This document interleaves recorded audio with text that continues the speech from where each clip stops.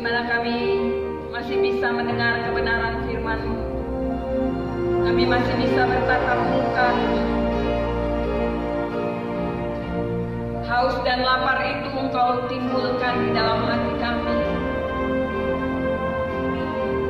sehingga sukacita-Mu penuh dalam hidup kami.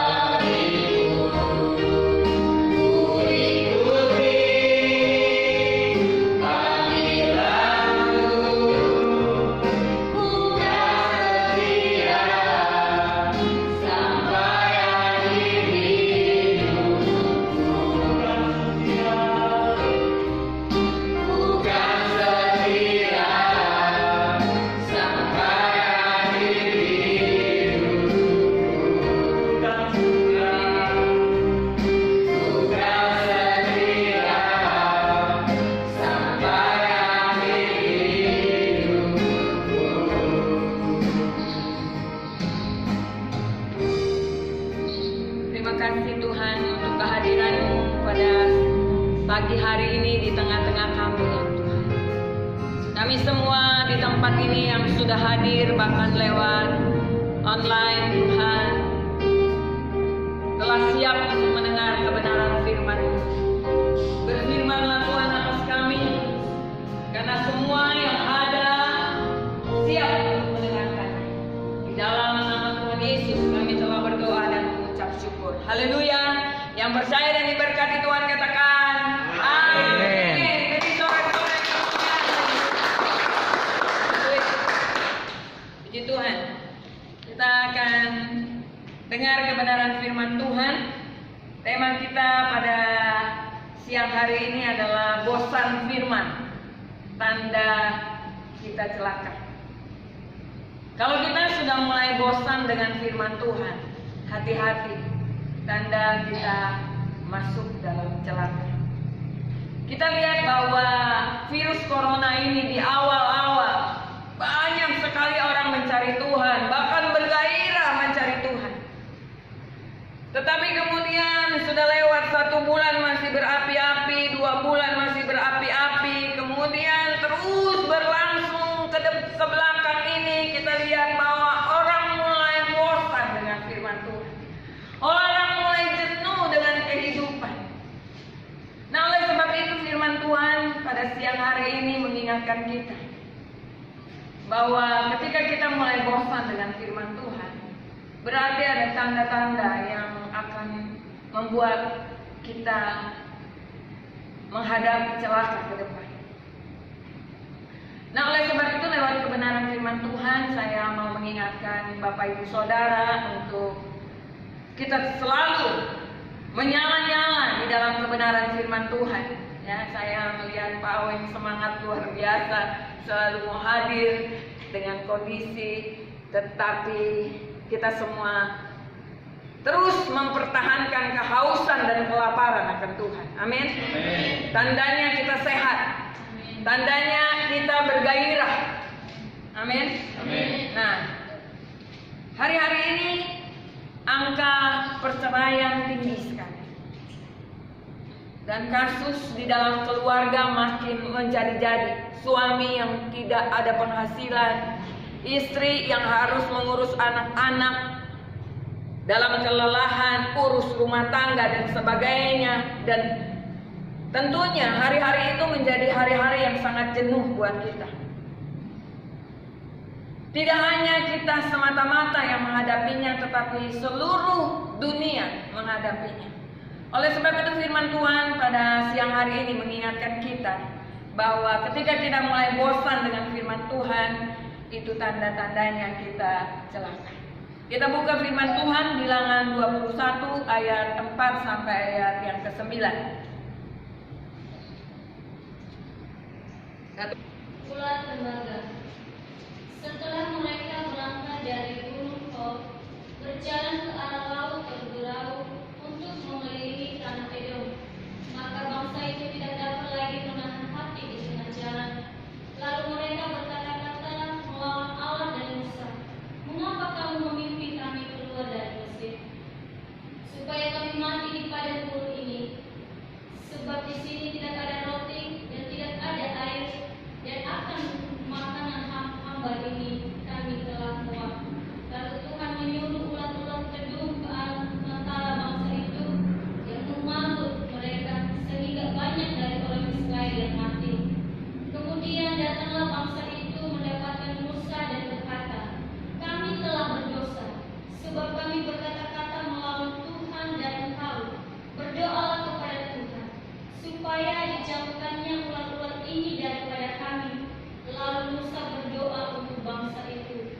Maka berfirmanlah Tuhan kepada Musa, "Buatlah ulat kedung dan taruhlah itu pada sebuah tiang. Maka setiap orang yang terpagut, jika ia melihatnya akan tetap hidup." Lalu Musa membuat ulat tembaga dan menaruhnya pada sebuah tiang. Maka jika seseorang dipagut ulat dan ia memandang kepada ulat tembaga itu, tetaplah ia hidup. Amin. Sampai di sini kebenaran firman Tuhan. Yang dimaksud bangsa Israel makanan hambar itu adalah mana, yaitu makanan yang menopang orang Israel dalam pengembaraan mereka di padang gurun. Kita lihat bahwa mereka merasa bosan dan muak dengan makanan yang sama yang setiap hari dikirim Tuhan dari sorga. Mana atau roti sorga adalah gambaran dari firman Tuhan. Makanan rohani bagi orang percaya selama perjalanan padang gurun. Bangsa Israel tidak menghargai berkat Tuhan. Firman-Nya diabaikan mereka. Akhirnya mereka harus menanggung akibatnya, yaitu banyak yang mati dalam masa padang gurun karena dipagut oleh ular. Dipagut oleh ular artinya diterkam iblis, dibinasakan oleh iblis. Bapak Ibu Saudara yang diberkati oleh Tuhan, dalam kondisi-kondisi sekarang ini banyak orang sudah tidak mau lagi dengar firman Tuhan. Tidak ada rasa kehausan lagi akan firman Tuhan. Tidak ada gairah lagi karena yang diterima cuma itu-itu saja. Tiap hari, tiap minggu kita dengar firman Tuhan, kemudian bosan dan akhirnya merasa muak. Amin. Padahal hari-hari ini kita menjalani padang gurun yang begitu luar biasa.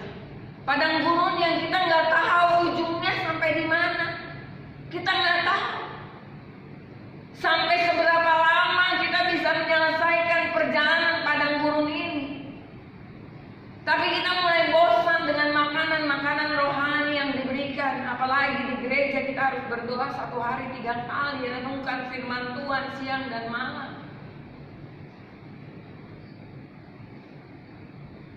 Bangsa Israel mulai bosan. Sekarang ini banyak di antara kita yang berperilaku seperti bangsa Israel. Merasa bosan dan muak terhadap makanan rohani. Jangankan membaca firman Tuhan, dengan khotbah saja sudah malas. Amin. Tidak tertarik lagi. Firman-Nya itu lagi. Kita tidak mau ditegur, kita tidak mau dikoreksi oleh firman Tuhan. Begitu dengan firman Tuhan yang keras, kita langsung marah, sakit hati, tersinggung, dan akhirnya tidak datang ke gereja. Ini menunjukkan kita masih mencintai Mesir. Mesir adalah gambaran dari kehidupan kedagingan. Amin. Keduniawian. Kita masih mau mencari hal-hal dunia. Tentunya masalah ini membuat kita tidak ada rasa haus dan lapar akan Tuhan. Kita lebih memilih untuk jadi budak atas dosa. Kembali kepada dosa dan kembali kepada dosa. Dikuasai oleh kedagingan daripada kita tunduk kepada pimpinan Tuhan. Karena sudah terhinggapi rasa bosan, maka mana yang diberikan Tuhan dari sorga dengan setia selama 40 tahun. Perjalanan padang gurun itu membutuhkan waktu 40 tahun. Mungkin pada saat itu mereka nggak tahu harus menjalani kok lama sekali. Seperti kita juga, yang pada akhirnya kita tahu, oh rupanya kita sudah menjalani virus corona ini sekian tahun. Bangsa Israel berjalan di padang gurun. Kemudian Tuhan memberikan mana setiap pagi buat mereka. Mana membuat mereka selalu kuat. Amin. Di padang gurun mereka kuat, mereka sehat, nggak ada yang sakit, nggak ada yang mati di padang gurun. Kecuali mereka sudah merasa muak, sudah merasa bosan dengan mana yang diberikan Tuhan dengan setia kepada kita. Tuhan hari-hari ini rindu untuk berbicara kepada kita di tengah padang gurun yang kita sedang alami. Konflik terjadi dalam keluarga, konflik terjadi dalam pekerjaan dan sebagainya. Kita tidak tahu sampai kapan hal ini. Tetapi Tuhan memberikan firman Tuhan yang sangat luar biasa kepada kita. Dengan setia, mereka memberikan firman itu setiap pagi, setiap hari kepada bangsa Israel. Untuk mereka bisa menjalani padang gurun selama 40 tahun. Tetapi apa yang dikatakan oleh bangsa Israel? Mereka katakan, kami muak, kami bosan dengan makanan yang hambar ini. Artinya roti yang hina ini. Kok hari-hari kita harus makan ini? Ketika kami balik ke Mesir, kami akan dapat makanan yang lebih baik dari ini. Tetapi mereka tidak menyadari bahwa dengan makan mana dari surga, mereka menjadi sehat. Dan tidak kekurangan zat-zat apapun. Juga tidak berpenyakit selama 40 tahun. Luar biasa, amin. Kita yang ada di gereja Tuhan setiap kali kita berdoa, bergairah untuk merenungkan firman Tuhan, saya melihat bahwa kalian sehat-sehat. Amin. Ada dalam gereja. Bukan berarti kita makanan yang enak-enak di dalam gereja, tetapi bukan berarti makanan-makanan jasmani yang enak yang membuat kita sehat, tetapi makanan rohani yang Tuhan berikan buat kita membuat kita sehat. Debbie pernah pergi di Tanjung Pinang. Hari-hari mereka ya mungkin kurang doa, kurang apa, kondisi juga keadaan cuaca kurang baik sehingga dia sakit-sakitan. Tapi saya lihat begitu dia tiba di Jakarta sampai hari ini tidak sakit. Amin. Karena setiap hari makanan kita firman Tuhan. Amin. Amin. Sehingga kita bisa sehat, sehingga kita bisa kuat. Firman Tuhan adalah makanan bagi jiwa kita. Matius 4 ayat yang keempat. Tetapi Yesus menjawab, ada tertulis, manusia hidup bukan dari roti saja, tetapi dari setiap firman yang keluar dari mulut Allah. Amin. Kita hidup bukan hanya sekedar dari makanan jasmani saja, tetapi dari setiap firman yang keluar dari mulut Allah. Itu yang memberikan kesehatan, itu yang membuat kekuatan buat kita. Ada 4 hal yang kita harus sadari kenapa Tuhan memberikan mana. Bahkan bukan hanya mana, mereka mengeluh, akhirnya Tuhan kasih apa? Burung, daging yang dikirim. Makin mereka serakah, kedagingan mereka makin merajalela. Tapi hari-hari ini kita mulai dimatikan daging kita. Kita hanya berharap sama Tuhan. Hari-hari tidak ada seorang pun saat ini tidak berharap kepada Tuhan. Kondisi keuangan kita semua tidak ada yang baik.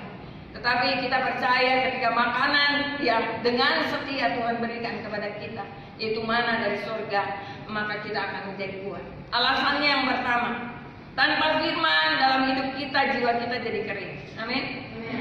Orang yang membaca firman Tuhan setiap hari akan kuat menghadapi masalah dalam kehidupannya dan tidak mudah jatuh dalam dosa. Kita nggak ada kerinduan kita untuk mencuri atau merampok dalam keadaan kesulitan. Tapi kita bersandar kepada Tuhan, maka Tuhan memberikan apa yang menjadi kebutuhan kita. Amin. Yang kedua, alasannya kenapa Tuhan memberikan mana dari surga dan membuat mereka tidak ada yang sakit selama 40 hari melewati padang gurun. Ya, bahkan pakaian yang mereka pakai nggak ada yang robek, kasut yang mereka pakai nggak ada yang rusak, luar biasa. Amin. Yang kedua, membaca Alkitab secara teratur bukan hanya baik untuk jiwa kita, tetapi juga bagi tubuh jasmani kita. Kesehatan jiwa jauh lebih baik, kesehatan jauh lebih baik dari mereka yang tidak membaca Alkitab. Kesehatan jiwa kita. Tadi kesaksian Atta bilang, aduh kalau bukan karena Tuhan saya nggak kuat ngatasin anak-anak di dalam rumah. Baru ngatasin anak, nanti ngatasin suami, ngatasin anak saya mulai stres dengan kuliah online dan sebagainya. Suami mulai stres dengan keadaan seperti ini. Saya hanya datang berdoa kepada Tuhan, mohon kekuatan untuk mereka supaya kita bisa melewati hari-hari ini. Amin. Gairah kita hanya kepada Tuhan. Kalau kita nggak baca firman Tuhan, kesehatan jiwa kita terganggu. Kita bisa marah-marah, kita bisa emosi, kita bisa melakukan tindakan-tindakan di luar daripada apa yang Tuhan mau. Amin. Kemudian yang ketiga, membaca Alkitab secara teratur berarti memberi makanan bergizi kepada jiwa kita sehingga kesehatan jiwa kita terjaga. Kita bisa sabar. Istri yang ngomel melulu, suami yang ngomel melulu, suami yang uring-uringan, anak yang uring-uringan di rumah, anak-anak yang nggak bisa diatur, kita bisa lebih sabar. Amin. Sebab ketika kita baca firman Tuhan, bukan sekedar baca, kita merenungkan firman Tuhan dan menghayati kebenaran ini dan berjuang untuk melakukannya, maka jiwa kita menjadi sehat. Ada banyak orang terganggu jiwanya hari-hari ini. Mereka marah, emosi. Ya, kenapa? Karena selama ini mereka mendapatkan sesuatu yang cukup bagi keluarga mereka, tetapi hari-hari ini bahkan kurang. Tetapi orang-orang yang mencari Tuhan, yang membaca dan merenungkan firman Tuhan, maka kesehatan jiwanya dapat terjaga. Amin. Yang keempat, mengubah pola pikir kita. Pola pikir kita yang dikuasai oleh daging mulai diubahkan lewat membaca firman Tuhan. Setiap pagi Tuhan menyediakan Alkitab. Setiap pagi Tuhan memberikan rema sama kita, memberikan mana dari surga dengan setia. Dia berbicara kepada kita dengan setia. Amin. Sehingga kita lebih memilih dipimpin oleh Tuhan, oleh Roh Tuhan daripada daging kita. Ada banyak orang tidak bisa terima dengan keadaan seperti sekarang. Sulit bagi mereka, apalagi mereka sudah hidup dalam kedagingan bertahun-tahun. Bagaimana mereka bisa mematikan daging yang mereka miliki ini dan hidup dalam tuntunan Tuhan, dalam Roh Tuhan, itu tidak mudah. Tapi kita bersyukur kalau kita selama ini merenungkan firman Tuhan dan menghayati kebenaran firman Tuhan, sehingga itu tersimpan di dalam hati kita. Amin. Lama atau sering tidak merasa lapar dan haus adalah kondisi yang tidak normal. Kalau kita nggak rasa haus dan lapar akan firman Tuhan, itu kondisi itu tidak normal bagi orang percaya. Amin. Karena tubuh kita ini aja memerlukan makan sehari 3 kali. Tubuh jasmani kita, tubuh rohani kita juga memerlukan makanan yang lebih banyak dari itu. Nah, kalau kita tidak merasa haus dan lapar akan kebenaran firman Tuhan, tubuh roh kita, tubuh rohani kita nggak bisa diisi. Sehingga Tuhan katakan kalau kita sudah mulai bosan kepada firman Tuhan, sudah nggak ada lagi rasa haus dan lapar, akan celaka. Kenapa? Akan ketagut ular, akan dibinasakan oleh iblis lewat padang gurun yang nggak jelas, yang nggak menentu. Ini kita nggak tahu sampai kapan. Nah, saat roh kita sakit, kita mulai menolak firman Tuhan. Amin. Kalau roh kita mulai sakit, kita mulai malas berdoa, malas baca firman Tuhan, karena kita sudah mulai menolak. Orang sakit kan nolak makanan. Dikasih makanan yang paling enak sekalipun dia nggak bakalan mau, dia tolak. Amin. Begitu juga kalau roh kita sakit, maka kita akan menolak dan merasa muak akan hal-hal yang berbau surgawi. Ibadah ini sepertinya rutin, tetapi kalau kita melakukannya dengan sungguh-sungguh, tidak ada ibadah yang rutin. Amin. Ada rasa haus dan lapar akan Tuhan ketika kita ada dalam gereja Tuhan, atau berkumpul bersama-sama dalam rumah, dalam keluarga. Maka kalau ada 2 orang yang dalam keadaan tidak jelas di dalam rumah kita, mungkin mereka frustrasi, mungkin mereka suka marah-marah, tetapi ketika kita merenungkan firman Tuhan siang dan malam, kita terus diisi oleh mana surgawi, maka kita akan melewati hari-hari yang sangat sulit buat kita. Amin. Betapa fatalnya kerohanian yang mati. Manusia telah terputus dari sumber kehidupannya yang sejati ketika dia tidak mau lagi dengan firman Tuhan. Ketika mereka sudah mulai muak dengan firman Tuhan, seluruh sendi hidupnya berubah perlahan-lahan, tapi pasti menjadi busuk dan binasa. Amin.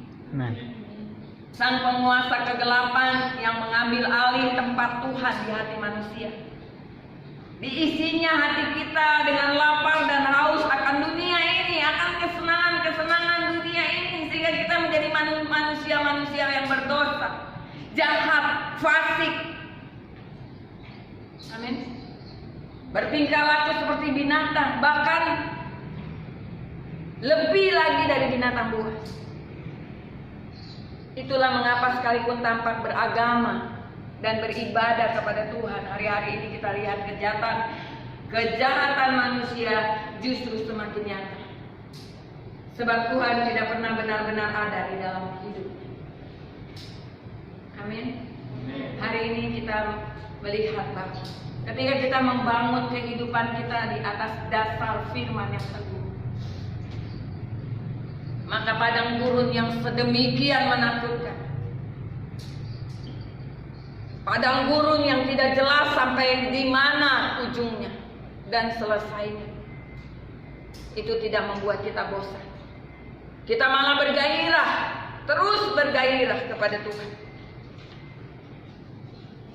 tetap kita tidak akan bosan dengan firman Tuhan. Amin. Amin. Bosan akan firman Tuhan merupakan tanda-tanda bagi orang-orang yang tidak ada pekerjaan Roh Kudus di dalam diri orang.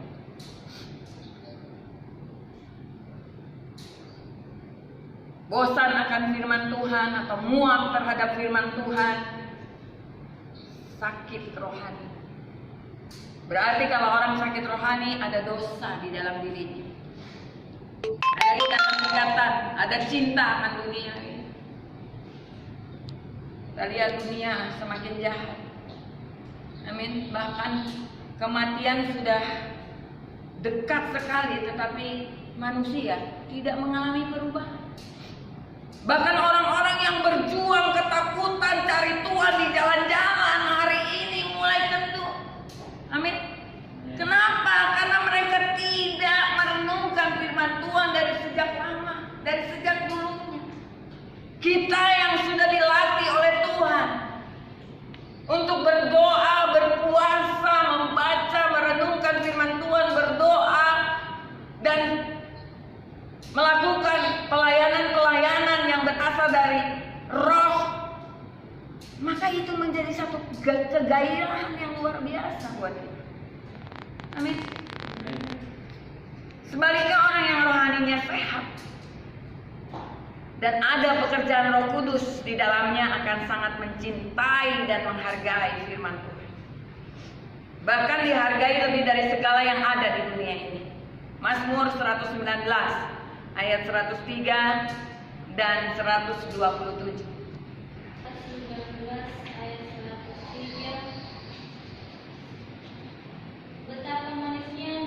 Betapa manisnya janjimu itu bagi langit bagiku, lebih daripada madu bagi mulutku. Aku beroleh pengertian dari kitab-kitabmu, itulah sebabnya aku benci segala jalan dosa. Itulah sebabnya aku mencintai perintah-perintahmu lebih daripada emas, bahkan daripada emas. Saking berharganya firman Tuhan ini bagi orang yang sehat secara rohani. Berarti orang yang sehat adalah orang yang terus diisi oleh firman Tuhan. Rohnya terus diperbaharui oleh Tuhan lewat kebenaran firman Tuhan. Maka gairah itu tetap ada di dalam dirinya. Bahkan saking berharganya firman Tuhan itu, firman itu disimpan baik-baik di dalam hatinya seperti Maria. Lukas 2 ayat 19. Maria menyimpan segala perkara itu di dalam hatinya dan merenungkannya. Amin. Saking berharganya firman yang kita dengar siang ini, kita simpan dalam hati kita. Kalau kita udah mulai bosan, kita ingat firman ini. Karena hidup manusia dari bangun tidur sampai dengan malam hari kita tidur lagi, kegiatannya sama. Itu saja. Seperti pengkhotbah katakan, pengkhotbah 2 ayat 17.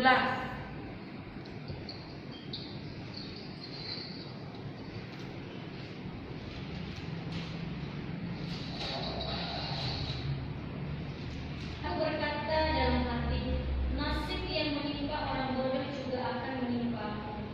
Untuk apa aku ini dulu begitu menikmati, begitu berhikmat. Lalu aku berkata dalam hati, bahwa ini pun sia-sia, karena tidak ada kenang-kenangan yang kekal, baik dari orang-orang yang berhikmat maupun dari orang yang bodoh. Sebab pada hari-hari yang akan datang semuanya sudah lama dilupakan. Dan orang yang berhikmat mati juga seperti orang yang bodoh. Oleh sebab itu aku membenci hidup, karena aku menganggap menyusahkan apa yang dilakukan di bawah matahari, sebab segala sesuatu adalah kesia-siaan dan usaha mencari angin. Amin. Pengkhotbah katakan, aku membenci hidup. Artinya orang ini udah frustrasi.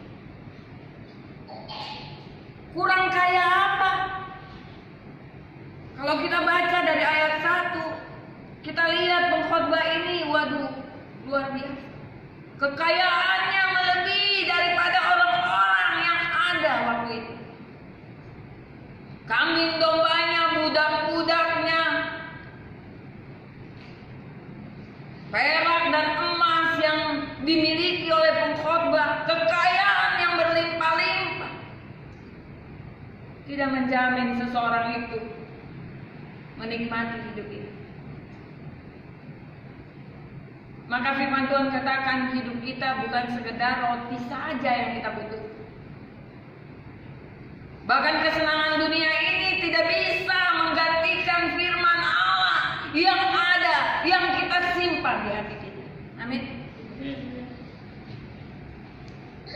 Kita adalah orang-orang yang beruntung, katakan amin. Sebab kita merenungkan firman Tuhan siang dan malam. Mungkin bagi orang lain di luar sana, apa? Pernah ada seorang hamba Tuhan datang di sini. Apakah kalian nggak punya kegiatan lain kecuali baca firman Tuhan, berdoa sehari 3 kali? Dan hari-hari ini kita melihat bahwa orang-orang seperti ini adalah orang-orang yang tahan untuk menghadapi padang gurun. Amin. Luar biasa. Tubuh kita dilatih untuk tunduk pada perintah Allah. Bangun pagi berdoa, siang hari berdoa, sore hari berdoa, itu kita bergumul untuk menundukkan daging kita pada kuasa Tuhan. Amin. Bukan mudah. Tetapi apabila itu sudah berjalan bertahun-tahun dalam kehidupan kita, itu menjadi satu gaya hidup buat kita. Dan ketika kita harus menghadapi padang gurun yang tidak jelas kapan selesainya, kita akan tetap kuat. Amin. Orang yang membuang-buang firman atau tidak menghargainya, ia tidak tahu betapa berharganya firman itu buat hidupnya, apalagi dalam masa-masa padang gurun. Orang yang bosan akan firman Tuhan, yang menganggap firman itu seperti sampah tidak berguna, hidupnya akan sama seperti orang dunia, bahkan lebih pahit. Sebab apa? Sebab diterkam iblis, digigit ular pedung, yang sudah lama mengganggu kita. Iblis yang sudah sekian lama mengganggu kita, iblis yang sudah sekian lama menginginkan kita, dia langsung terkam kita. Tapi di ayat tadi firman Tuhan bilangan 21 kita baca tadi bahwa ketika mereka dipanggil ular, mereka harus memandang kepada Yesus baru mereka sembuh. Amin. Nggak ada cara lain. Kita harus lari kepada Tuhan hari-hari ini. Orang-orang seperti ini akan bertambah-tambah dalam dosa dan makin terikat. Hidupnya akan menjadi kosong. Hidupnya tidak bergairah lagi. Lalu kalau tidak bertobat, ia akan binasa. Ya, kita lihat banyak orang sekarang sudah tidak ada gairah lagi. Pertama-tama mereka semangat mau cari firman Tuhan. Lama-lama kita yang selalu mengisi kebutuhan jiwa kita, aduh rasanya enggak enak kalau kita nggak dengar firman. Enggak enak kalau kita nggak baca firman Tuhan dan merenungkannya. Semua orang yang hidupnya gembira, penuh gairah dan ide-ide adalah orang-orang yang punya dan bisa melihat tujuan hidup kekal terus-menerus. Kita apabila merenungkan firman Tuhan siang dan malam, kita akan tetap bergembira. Amin. Tetap bergairah. Kemana ini? Masih di sini? Suaranya? Amin. Amin. Amin. Tetap bergairah. Tetap bergembira. Amin. Amin.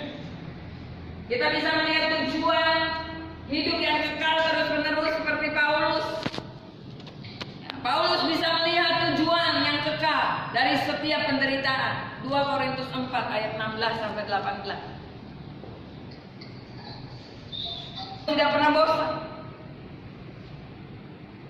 Teraniaya sekalipun bagi dia, itu bukan merupakan satu kebosanan dalam hidupnya, tetapi itu satu pecutan untuk dia sampai kepada kehidupan yang kekal.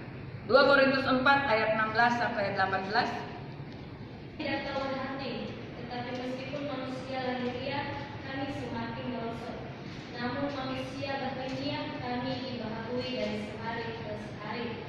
Sebab penderitaan ringan yang sekarang ini mengerjakan bagi kami kemuliaan kekal yang melebihi segala-galanya, jauh lebih besar daripada penderitaan kami. Sebab kami tidak memperhatikan yang kelihatan, melainkan yang tak kelihatan. Karena yang kelihatan adalah sementara, sedangkan yang tak kelihatan adalah kekal. Amin. Kita nggak melihat apa yang kelihatan hari ini. Amin. Amin. Kita melihat apa yang menjadi tujuan Tuhan untuk setiap masalah dan persoalan yang terjadi di tengah-tengah dunia ini. Tuhan justru mau membawa kita untuk semakin dekat kepada Dia.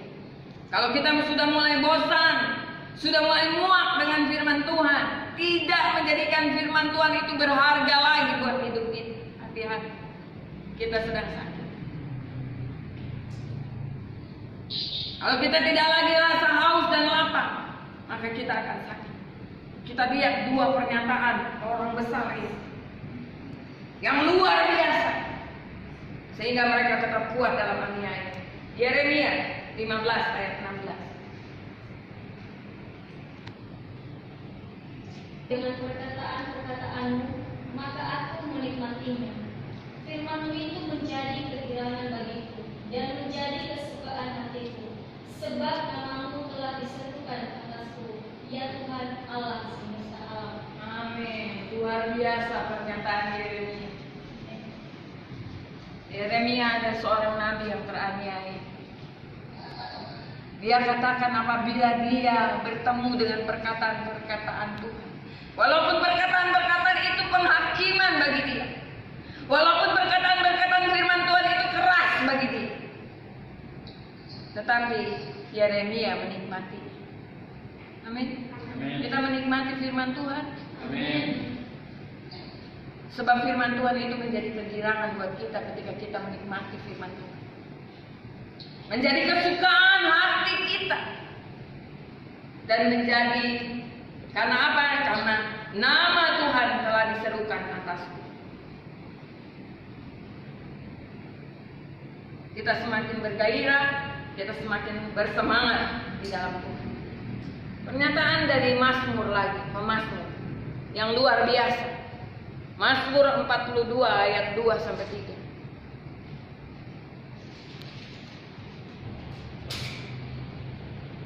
Seperti rusa yang merindukan sungai yang berair, demikianlah jiwaku merindukan Engkau ya Allah. Terus ayat 3. Jiwaku haus kepada Allah yang hidup. Bilakah aku boleh datang melihat Allah? Kita merasakan hal ini? Jiwa kita haus. Kalau kita jiwa kita nggak haus akan perkara-perkara Tuhan, maka iblis mengisi jiwa kita dengan haus dan lapar akan keinginan dunia. Dan orang yang selalu mengejar keinginan dunia, haus dan lapar akan keinginan dunia, tidak bisa dipuaskan oleh apapun.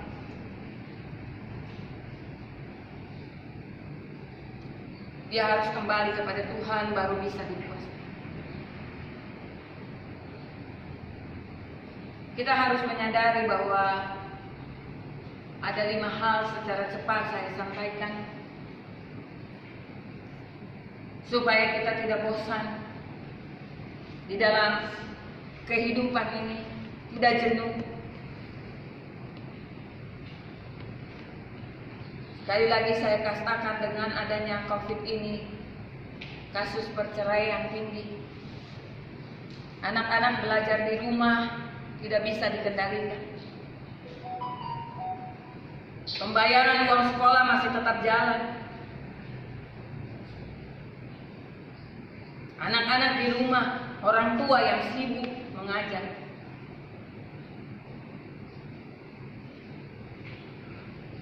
Banyak orang stres, putus asa. Tetapi orang yang, apa kata Yeremia? Menikmati firman Tuhan, dia akan tetap bergairah. Yang pertama, hidup ini adalah peperangan. Kita harus menyadari supaya kita tidak bosan dengan kehidupan ini. Kita harus menyadari 5 hal ini. Yang pertama, kita harus menyadari bahwa hidup ini adalah peperangan. Ayub 7 ayat 1a. Yang A saja dulu. Harus bergumul di bumi. Bukankah manusia harus bergumul di bumi? Kita harus menyadari supaya kita tidak bosan, tidak jenuh. Hari-hari kok gini terus, hari-hari kok gini terus. Tetapi kalau kita menyadari bahwa hidup ini adalah satu peperangan di mana iblis adalah musuh kita, yang tidak pernah lelah atau berhenti memerangi kita, supaya ia bisa merebut sebanyak-banyaknya orang. Teristimewa adalah orang-orang beriman, orang-orang yang mencari Tuhan. Hari-hari ini kemana mereka semua? Mereka mulai jenuh. Tidak ada lagi pewahyuan Tuhan. Saya belajar firman Tuhan, kemudian Tuhan memberikan pewahyuan, baru saya bisa khotbah. Kalau enggak, saya enggak mengerti, seperti saya sedang baca sesuatu. Saya diwahyukan oleh Tuhan lewat situasi dan keadaan yang saya lihat bahwa orang mulai jenuh, orang mulai bosan atas kehidupannya. Apalagi ketika mereka harus menghadapi perceraian lagi, di samping mereka nggak punya uang, nggak punya penghasilan, mereka jatuh dalam keputusasaan. Mereka diterkam oleh iblis yang hari-hari ini menantikan dia.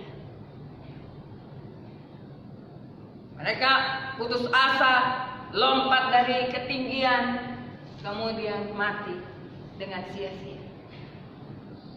Kita harus menyadari supaya kita bersemangat. Kita harus menyadari bahwa ada iblis yang tanpa letih mau menjatuhkan kita. Kalah perang berarti jatuh dalam dosa. Menang berarti tidak bereaksi atas dosa. Kita tidak bereaksi atas dosa. Kenapa begitu? Karena firman Tuhan kita simpan dalam hati kita. Amin. Yaitu melakukan kehendak Allah. Kita dapat melakukan kehendak Allah karena firman kita simpan di dalam hati. Mahkota kekal menunggu kita. Orang yang mengerti akan bergairah untuk menang. Amin. Dalam semua peperangannya. Sebab dengan Tuhan kita pasti menang. Tuhan katakan, kalau Allah di pihak kita, siapa yang menjadi lawan kita? Tidak ada. Ya, mungkin nanti kita nyanyi lagu itu. Ada di situ. Nanti dicari. Sehingga tidak ada tempat kebosanan. Amin. Untuk mengatasi kebosanan ada 5 hal. Yang pertama yaitu kita harus menyadari bahwa kita ada dalam peperangan. Hidup manusia bergumul. Bergumul untuk apa? Bergumul untuk melakukan kehendak Allah. Yang kedua, hidup itu seperti hamba yang rindu upah. Kita rindu akan upah yang Tuhan berikan buat kita, bukan upah yang dunia berikan. Amin. Sehingga kita tetap bergairah untuk melakukan perkara-perkara rohani. Mata kita tidak tertuju dengan perkara-perkara dunia, tetapi perkara-perkara rohani menyenangkan buat kita. Wah, besok ada ibadah. Wah, besok kita ada doa. Wah, semangat, sukacita luar biasa. Kenapa? Karena hati kita bergembira ketika kita merasakan haus dan lapar akan Tuhan. Ayub 7 ayat 1b sampai 2. Dan hari-harinya seperti hari-hari orang upahan, seperti kepada orang budak yang merindukan naungan, seperti kepada orang upahan yang menanti-nantikan upahnya. Amin. Kita tetap bergairah ketika kita tahu bahwa hidup ini kita menantikan upah dari Tuhan. Amin. Kalau orang kerja 1 bulan, wah deket-deket mau gajian udah semangat, benar ya? Benar ya? Kita pun seperti itu. Dekat-dekat kedatangan Tuhan ini makin dekat. Kita makin bergairah sebab apa? Sebab kita menerima upah dari setiap pekerjaan yang kita kerjakan bagi Tuhan. Amin. Allah itu majikan yang adil. dan 100% Allah kita ini jujur. Apa saja yang kita kerjakan untuk Tuhan pasti ada upahnya. Amin. Amin. Lazarus, pengemis yang dianggap seperti orang buangan, itu punya mahkota dan kemuliaan yang amat mulia yang Tuhan sudah sediakan buat dia. Sebab Tuhan menghitung setiap penderitaan kita untuk Tuhan dengan adil. Sekalipun miskin dan tidak berarti, Lazarus bisa melakukan perkara besar di hadapan Tuhan. Tidak heran kalau sewaktu hidupnya Lazarus tidak bosan hidup. Amin. Lazarus tidak pernah bosan hidup. Dia tetap penuh gairah dan sukacita sekalipun sangat miskin dan menderita, bahkan dihina. Tetap dia bergairah. Amin. Amin. Perempuan Samaria, pertama-tama dia bosan dengan hidupnya. Yohanes 4 ayat 32 sampai 35, ketika dia menemukan Tuhan, dia menjadi berkat buat banyak orang. Bahkan seluruh Samaria lewat kesaksiannya dimenangkan bagi dia. Amin. Kalau kita kerja buat Tuhan, kita nggak usah khawatir akan makan minum, akan setiap kebutuhan yang kita butuhkan. Yohanes 4 ayat 32 sampai 35. Akan tetapi dia berkata kepada mereka, "Padaku ada makanan yang tidak kamu kenal." Maka murid-muridnya berkata seorang kepada yang lain, "Adakah orang yang telah membawa sesuatu kepadanya untuk dimakan?" Kata Yesus kepada mereka, "Makananku ialah melakukan kehendak Dia yang mengutus aku dan menyelesaikan pekerjaannya. Bukankah kamu mengatakan empat bulan lagi tibalah musim menuai? Tetapi aku berkata kepadamu, lihatlah ke sekelilingmu dan pandanglah ladang-ladang yang sudah menguning dan matang untuk dituai." Ada orang hari-hari ini terus menolak. Ya masih belum. Nanti aja kalau udah dekat-dekat, nanti aja kalau udah makin tua, kita makin setia sama Tuhan. Perempuan Samaria, sebelum dia ketemu sama Tuhan, dia terus berbuat dosa berulang-ulang.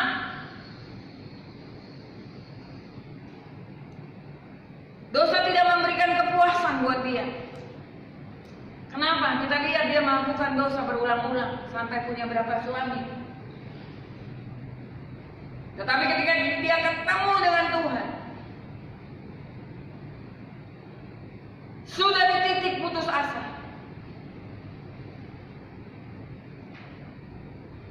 ia menjadi berkat buat banyak orang. Amin.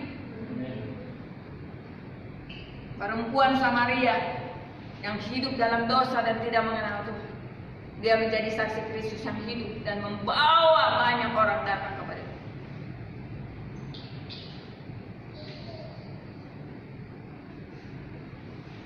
Yang ketiga, ada 5 hal supaya kita nggak bosan. Hidup itu seperti menabur, dan dalam hidup yang kekal kita akan menuai. Di dalam hidup ini, Tuhan katakan apa yang kita tabur itu yang kita tuai.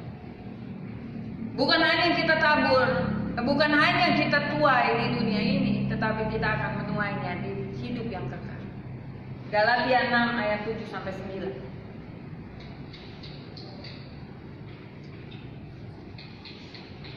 Tidak membiarkan dirinya dipermainkan, karena apa yang ditabur orang itu juga yang akan dituainya. Sebab barang siapa menabur dalam dagingnya, ia akan menuai kebinasaan dari dagingnya. Tetapi barang siapa menabur dalam roh, ia akan menuai hidup yang kekal dari roh itu. Amin. Janganlah kita jemu-jemu berbuat baik, karena apabila sudah datang waktunya, kita akan menuai jika kita tidak menjadi lemah. Amin. Luar biasa firman. Ya, hidup ini seperti menabur, dan dalam kekekalan kita akan menuai. Apa saja yang kita tabur dengan tulus karena Tuhan, itu ada penuaiannya di dalam hidup yang kekal. Saya hari-hari ini diajar oleh Tuhan. Ketika saya memberi bantuan kepada orang lain, saya nggak mau dari dalam diri saya. Saya berjuang, saya bilang, Tuhan, biarkan aku melakukannya untuk Tuhan. Karena Tuhan katakan, walaupun engkau makan, minum sekalipun, engkau lakukan itu untuk Tuhan. Jadi kalau orang melakukan makan minum untuk Tuhan, pasti nggak rakus, pasti nggak timbul sakit penyakit. Amin.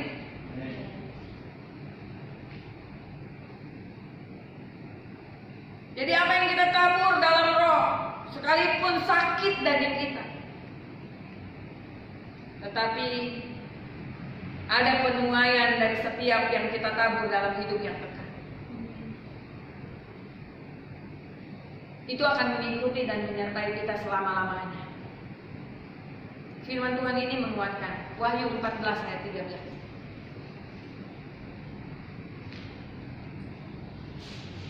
Suara dari seorang berkata, tuliskan, berbahagialah orang-orang mati yang mati dalam Tuhan.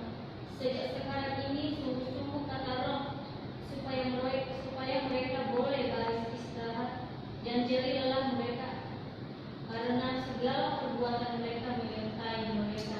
Amin. Segala perbuatan kita akan menyertai kita dalam kekekalan. Jadi kalau kita menabur dalam roh, pasti kita menerima kehidupan yang kekal. Walaupun daging ini sakit, ketika kita melakukan kehendak Allah sakit. Tetapi kalau kita menabur pengampunan, menabur kebaikan, menabur hal-hal yang baik yang Tuhan ajarkan kepada kita, Tuhan katakan segala perbuatan kita menyertai kita. Amin. Kalau kita mengerti hal ini, hidup ini jadi indah. Ya, kita berlomba-lomba untuk berbuat baik, kita berlomba-lomba untuk saling mengampuni. Ya. Suami istri tidak mungkin hidup bersama-sama kalau tidak saling mengampuni. Kita tidak mungkin bersama-sama dalam pelayanan kalau tidak saling mengampuni. Apa yang kita tabur pengampunan, maka kita akan diampuni oleh Tuhan. Karena doa Bapa kami bilang apa? Kalau engkau mengampuni, aku pun. Itu doa Bapa. Jadi hidup ini adalah kesempatan emas buat kita untuk menabur. Amin. Dan kita akan menuai di hidup yang kekal. Yang keempat, supaya kita tidak bosan menghadapi hidup ini yang kayaknya dari pagi sampai siang itu aja kerjaan kita. Apalagi di pastori kan, itu aja. Kita nggak bisa bergairah kalau bukan kita sendiri yang membuat diri kita hidup dengan gairah. Amin. Keputusan ada di tangan kita. Yang keempat, hidup di dunia ini seperti sekolah. Lulus itu untuk hidup kekal. Orang sekolah itu belajar banyak ya. Hidup ini kita harus belajar banyak. Makanya kita nggak jenuh. Setiap kejadian, setiap hal-hal yang terjadi di dunia ini ada dalam kontrol Tuhan. Kita suruh belajar semuanya. Setiap hari kita menghadapi ujian. Dan kalau kita lulus, kita akan naik. Tidak habis-habisnya ujian itu. Seperti Yusuf. Tidak habis-habisnya ujian itu datang dalam diri Yusuf. Menghadapi begitu banyak pencobaan dan ujian. Tetapi ia tetap bersuka cita. Amin. Karena apa? Karena David tahap demi tahap dilaluinya. Dan waktu dia lulus, ia naik ke istana. Tetapi ini belum selesai. Ujian terus berlangsung. Waktu ia menghadapi saudara-saudaranya yang amat jahat dan kejam, ia tidak membalas. Amin. Tidak bereaksi menuruti sakit hatinya. Yusuf lulus dan naik terus sampai ia dipercayai oleh Tuhan melahirkan bangsa umat Allah. Bahkan sampai mati pun Yusuf lulus. Luar biasa. Amin. Dan Yusuf masuk dalam kebangkitan buah sulung waktu Tuhan Yesus mati. Sebab Tuhan berpesan supaya tulang-tulangnya dibawa ke negeri perjanjian. Kita mau lulus ujian belajar? Lulus dalam ujian hidup ini. Ujian tentunya tidak gampang, ya, selalu susah. Kita nggak bisa tebak pertanyaan, soal-soal yang akan diberikan oleh dosen kita kan. Kita juga nggak bisa tebak soal-soal apa yang Tuhan mau berikan buat kehidupan kita. Tapi satu hal, kita harus menyadari supaya kita bergairah terus hidup ini belajar. Ketika kita mulai marah dengan seseorang, kita belajar lagi untuk bersabar. Ketika kita melakukan hal yang salah, perkataan yang salah yang mungkin melukai orang, sampai orang itu nggak mau bicara sama kita, kemudian kita akan belajar lagi, Tuhan, ampuni aku supaya aku belajar untuk memperkatakan hal yang layak, yang baik untuk didengar oleh orang lain. Amin. Hidup ini belajar. Dan kalau lulus, kita akan memperolehnya di hidup yang kekal. Yang kelima, yang terakhir, siap menunggu kedatangan Tuhan. Kita tidak tahu tepat tanggal kedatangan Tuhan, tetapi kita tahu tanda-tandanya sudah ada. Pasti hari-hari ini sudah sangat dekat, apalagi kalau dibandingkan dengan 2000 tahun yang lalu. Apalagi kalau dibandingkan 2000 tahun yang lalu itu murid-murid udah disuruh siap-siap. Karena Tuhan akan datang kembali. Apalagi sekarang. Sebab hari-hari terakhir ini akan luar biasa. Dosa dan kesucian akan mencapai puncaknya. Wahyu 22 ayat 9. Dosa akan bertambah-tambah. Kita temukan orang-orang melakukan dosa-dosa seksual di mana-mana.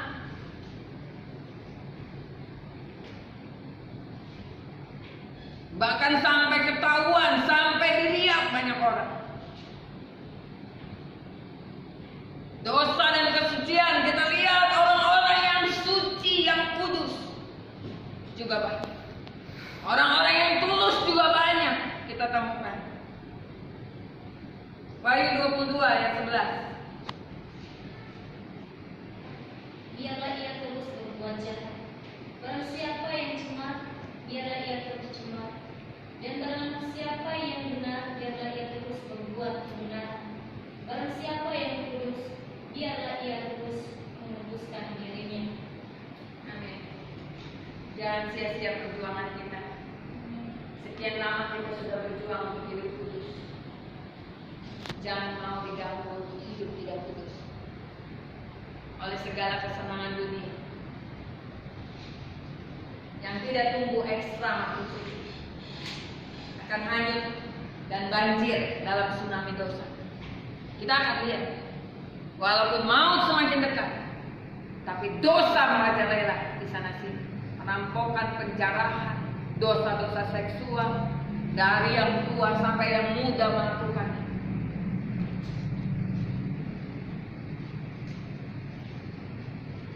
Sehingga tidak tahan dan tertinggal kita.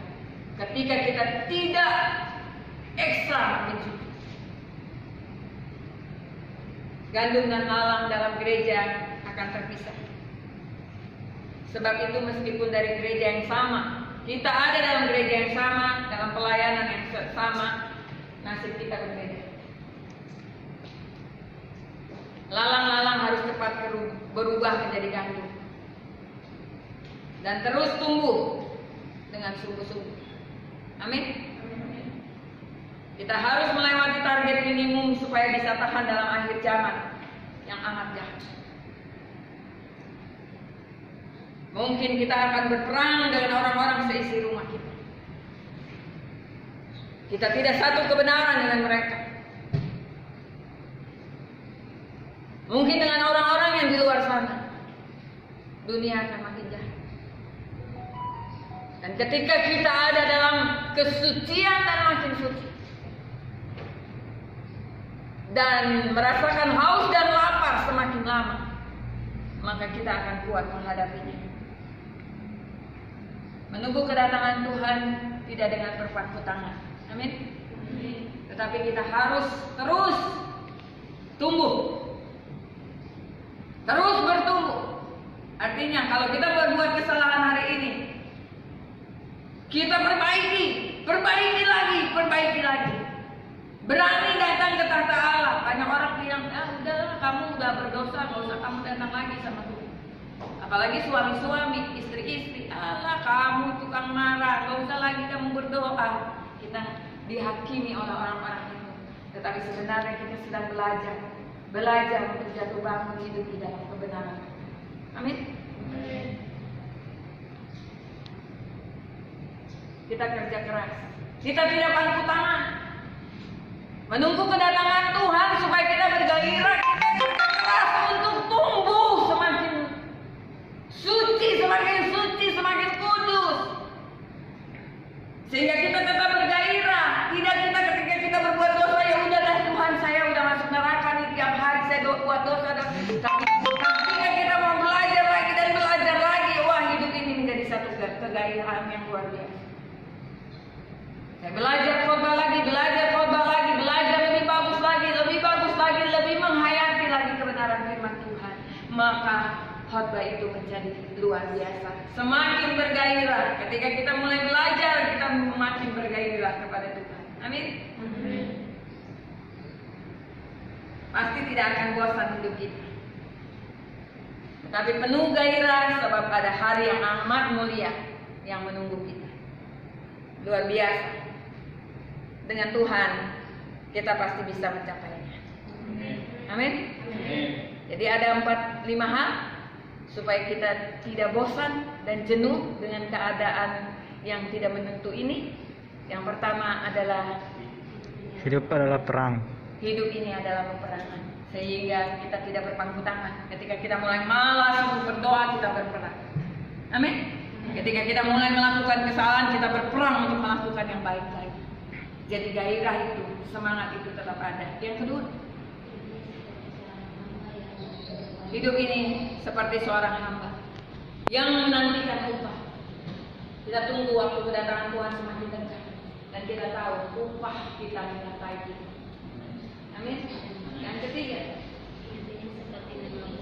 hidup ini seperti menabung. Berlomba-lomba untuk melakukan kebaikan, berlomba-lomba untuk saling mengampuni. Maka hidup ini akan bergairah. Yang keempat, hidup ini seperti sekolah. Ada yang bosan pergi sekolah? Kadang-kadang bosan ya? Iya.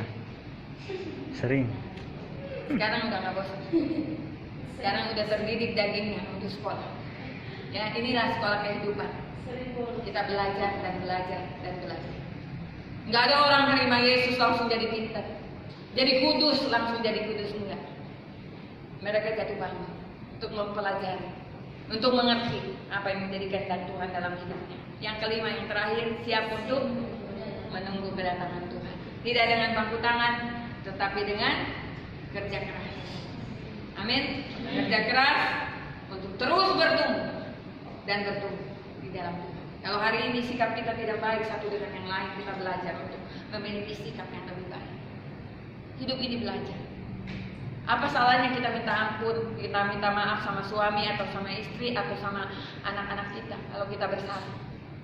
Tidak jadi masalah. Amin. Atau dengan orang-orang yang saya layani, tidak jadi masalah untuk kita minta maaf. Karena kesalahan tetap bisa dilakukan oleh seseorang. Tapi yang pasti kita sedang belajar untuk menjadi lebih baik. Tuhan memberkati. Mari kita berdoa. Segala puji, segala syukur kami naikkan kepadamu ya Bapa. Kami sudah mendengar kebenaran firman-Mu ya Tuhan.